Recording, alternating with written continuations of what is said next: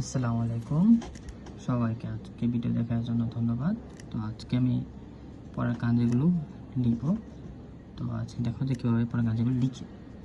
তো পরের কাজের মধ্যে একটা আছে শুরুতে ইমা। ইমা মানে সবাই জানো যে নাও। ইমা মানে এখন বা নাও। ইমার কাজ এইভাবে লিখে এখানে একটা দাগ দিয়ে, এখানে একটা দাগ দিয়ে, এখানে দাগ দিয়ে এভাবে। এটা কি ইমা মানে কি নাও।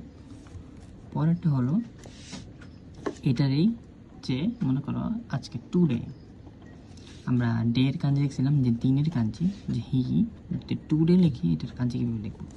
টুডের কাঞ্জি, টুডে মানে কি আজকে, আজকের কাঞ্জি এটা নিয়ে যে আজকের কাঞ্জি শুরুতে এইটা দিয়ে এরপর এটা দেব। এটা মানে হলো টুডে বা কিও, উচ্চারণ কি কিও। কিও মানে টুডে, কিও মানে কি টুডে। এরপর আমি যাচ্ছি পরেরটা হলো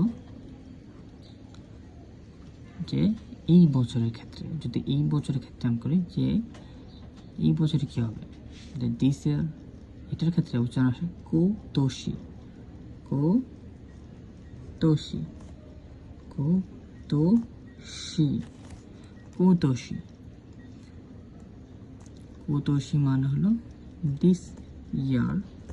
তুমি এখানে আমি এটার ক্ষেত্রে শুধু পড়ছিলাম ইমা মানে নাও, এটার ক্ষেত্রে চেঞ্জ হয়ে কী হয়েছে কিও, টুডে, টুডের ক্ষেত্রে। এটার ক্ষেত্রে চেঞ্জ হয়ে কী হয়েছে কোতোশি। আবার পরেরটা ক্ষেত্রেও আবার চেঞ্জ হয়ে যায়। যদি বলি এই সপ্তাহ,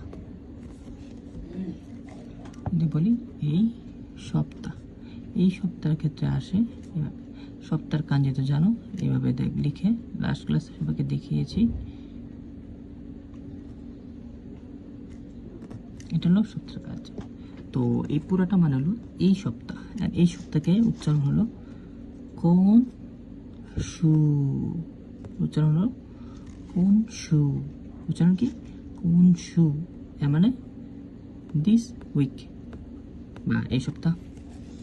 পরের কাঞ্জি হলো যদি বলি এই মাস, এই মাসের ক্ষেত্রে হবে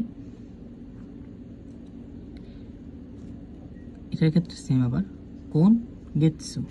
আমরা মাসেরটা জানছিলাম সুকি, সুকি মানে মাস, কিন্তু এখানে এই মাসের ক্ষেত্রে চেঞ্জ হয়ে হইতেছে কোন গেতসু, কোন গেতসু। এটা মানে হলো দিস মান্থ।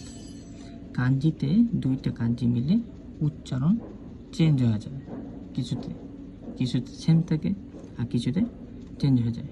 তো আমাদেরকে সবাই বেশি বেশি প্র্যাকটিস করতে হবে যাতে মনে থাকে। তো এগুলোকে কীভাবে লিখতে হবে আজকে ভালো করে দেখেছি। তো সবাই এগুলোকে ভালো করে প্র্যাকটিস করো। তো আজকে এই পর্যন্ত, সবাইকে ধন্যবাদ, দেখা যাবে।